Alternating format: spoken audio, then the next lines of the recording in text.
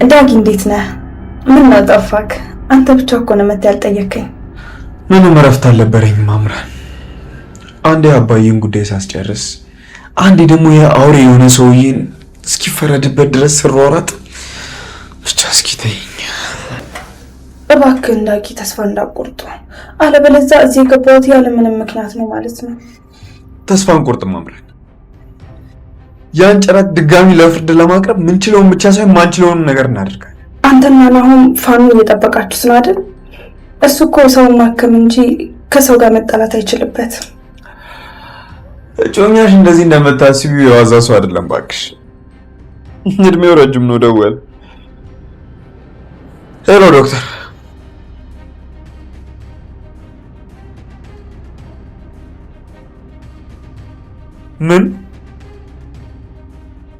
ምንድነው እሱ? ዳጊ ምን ተፈጠረ? ምንድነው እሱ? እባክህ ንገረኝ ዳጊ፣ ምንድነው የተፈጠረው?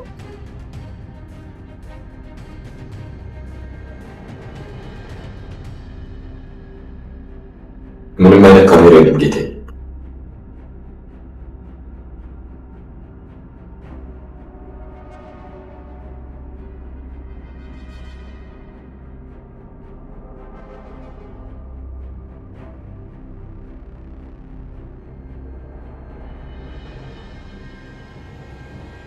እና ከመጸዳጃ ቤቱ ሲመጣ ካሜራውን መነጽሩ ላይ እንዲተው ፈልገህ ነበር? ይሄ ዶክተር ከኛ በላይ ብልህ መሆን ይፈልጋል።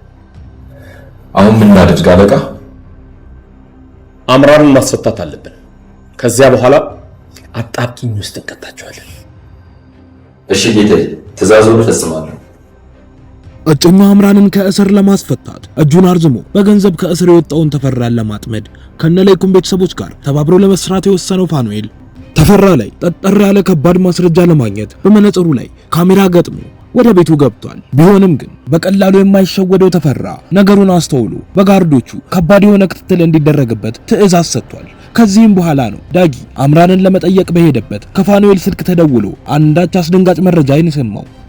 በገንዘቡና ባለው ስልጣን ታግዞ ከእስር የወጣው ተፈራ መንገድ ላይ ኮማንደሯን ያገኛትና አስቁመው ማውራት ይጀምራሉ። እሷም ትቀጥልና ትሰማኛለህ፣ ብዙም አትደሰት። ይሄ ነገር ያበቃ ከመሰለ ተሳስተሃል። ተኝተህበት የነበረውን ፍራሽ እንኳን ከቦታው ላይ አላነሳሁት ብላ ስትለው ተፈራም ጥሩ እኮ ነው ያደረግሽው። እኔ ተመልሼ ወደዛ ስለማልገባ ባይሆን ሌላ ሰው ሊተኛበት ይችላል። ግን በጣም ይገርማል። አሁንም ያው በቃ ግትር ባህሪሽ አለቀቀሽም አይደለ ብሎ ሊያሽማቅቃት ሲሞክር ኮማንደሯም ታያለህ፣ በድጋሚ አስገባሃለሁ፣ ብዙ መረጃ እጄ ላይ አለ ብላ ስትትበት ተፈራም ቆይ ግን እንዳንቺ ታግሽ ያወራሁት ሰው እንደሌለ ታውቂያለሽ? ለሴት ልጅ ምን ያህል ክብር እንዳለኝ ሊገባሽ ይገባል ብሎ ሲላት ኮማንደር ንግስትም በዚህ አስመሳይ ባህሪ ህዝቡን ልትሸውድ ትችላለህ፣ ነገር ግን እኔን ማታለል አትችልም ብላ ከቦታው ላይ ጥላው ስትሄድ ተፈራም በንዴት ወደ ጋርዱ ጋር ይዞርና እቺን ሴትዮና በእኔ መታሰር ደስተኛ የሆኑ ሰዎችን በሙሉ ማቃጠል እፈልጋለሁ። አሁን የሷን የማይረባ ወሬ ተውና በአስቸኳይ ንጽህናዬን የሚያረጋግጥ ጋዜጣዊ መግለጫ እንድታዘጋጅልኝ እፈልጋለሁ።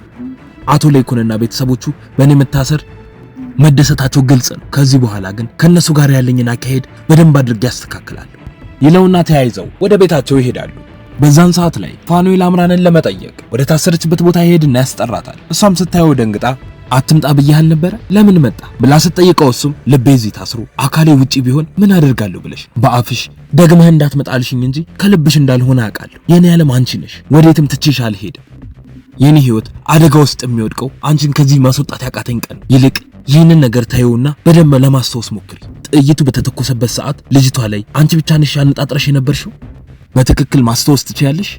ራስሽ ነሽ የተኮሽው ብሎ ሲጠይቃት እሷም በሰዓቱ አይምሮዬ ባዶ ሆኖ ነበር። የማስታውሰው ተፈራ ከ1 እስከ 3 ሲቆጥር ብቻ ነው።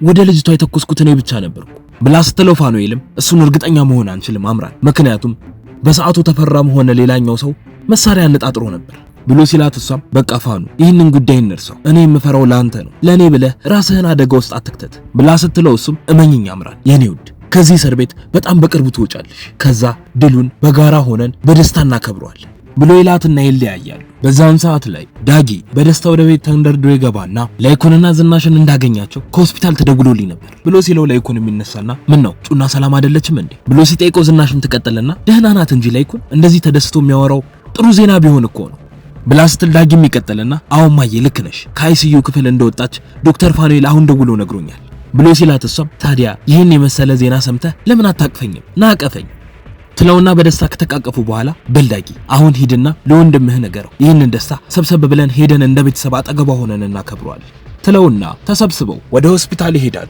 በዛን ሰዓት ላይ ተፈራ አምራንን ለመጠየቅ ወደ ጣቢያ ይሄድና ያስጠራታል። እሷም ትቀጥልና አንተ አውሬ እዚህ ደግሞ ምን ፈልገህ መጣ ብላ ስትጠይቀው እሱም እንኳን ደህና መጣሽ አምራን ብሎ ሊያሾፍባት ይሞክራል። እሷም ትቀጥልና ሲጀመር አንተ እንደሆንክ ባውቅ ኖሮ አልመጣም ነበር ብላ ስትለው እሱም ስለ ፋኑኤል የሆነ ነገር ማውራት አለብን ብሎ ይላታል። እሷም በድንጋጤ ትሰማኛለህ አንተ ጭራቅ፣ ፋኑኤልን አንድ ነገር ብታረገው እገልሃለሁ፣ አጠገቡ እንዳትደርስ፣ እዚህ ሁሉ መከራ ውስጥ የገባሁት ለሱ ብዬ ነው ብላ ስትለው ተፈራም ይኸውልሽ ዛሬ ማታ አንድ ኩላሊት ንቅለ ተከላ የሚያስፈልገው ወዳጄ አለ፣ እናም ለሕክምና የመረጥኩት ያንቺን እጮኛ ፋኑኤልን ነው ብሎ ሲላት አምራንም አትሳሳት፣ ፋኑኤል መቼም ቢሆን ያንተን ቆሻሻ ስራ አይሰራም ብላ ስታፈጥበት ተፈራም እሱን ዛሬ ማታ አብረን እናየዋለን ብሎ በእርግጠኝነት ሲነግራት አምራንም ግራ ተጋብታ ስንቴ ነው የምነግርህ ፋኑኤል በሰው ነፍስ እንዲጫወትን ያልፈቅድለትን ብያለሁ እኮ ለምንድነው 10 ጊዜ እየመጣ የማይፈልገውን ስራ እንዲሰራ የምታስገድደው ብላ ስትለው ተፈራ ምን ችግር አለው የሰው ህይወት ለማዳን እኮ እሱ ህክምናውን ይሰራልኛል እኔ ደግሞ አንቺን አስፈታሻለሁ ብሎ ሲላት እሷም እንደውም አንድ ነገር ልንገርህ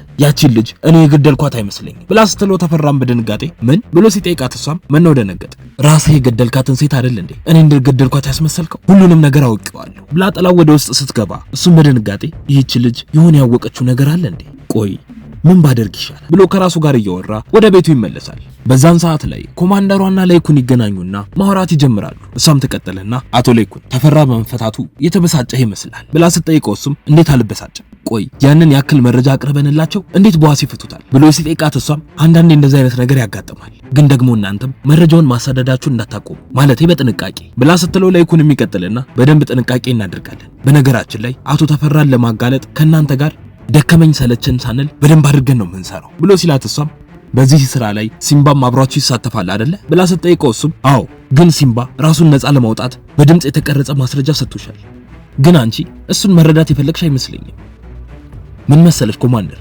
እመኚኝ ሲምባ በፍጹም ያንን ወንጀል አልፈጸመም ብሎ ሲላት እሷም ተናዳ አቶ ላይኩን አንድ ወንጀለኛን ለማስያዝ ሌላውን ደግሞ ለመደበቅ መሞከር እኔ የምቀበለው ነገር አይደለም ይልቅ ሲምባ እውነት ካለው ምንም አይሆንም ወደኛ ይዘው እንድትመጣ ፈልጋለሁ ትለውና ይለያያሉ። ከዚህም በኋላ ነው ፋኑኤል ወደ ተፈራ ቤት መነጽሩን አርጎ ገብቶ መረጃዎችን ለማግኘት ቢሞክርም እንዳሰበው ያልተሳካለት ባረገው መነጽር ላይ አንዳች ነገር እንዳለም የጠረጠረው ተፈራ ፋኑኤልን የሚከታተሉ ሰዎች መድቧል። በቀጣይ ምን የሚፈጠር ይመስላችኋል? ሐሳብ እንዲሁም አስተያየታችሁን ኮሜንት ላይ ጻፉልን።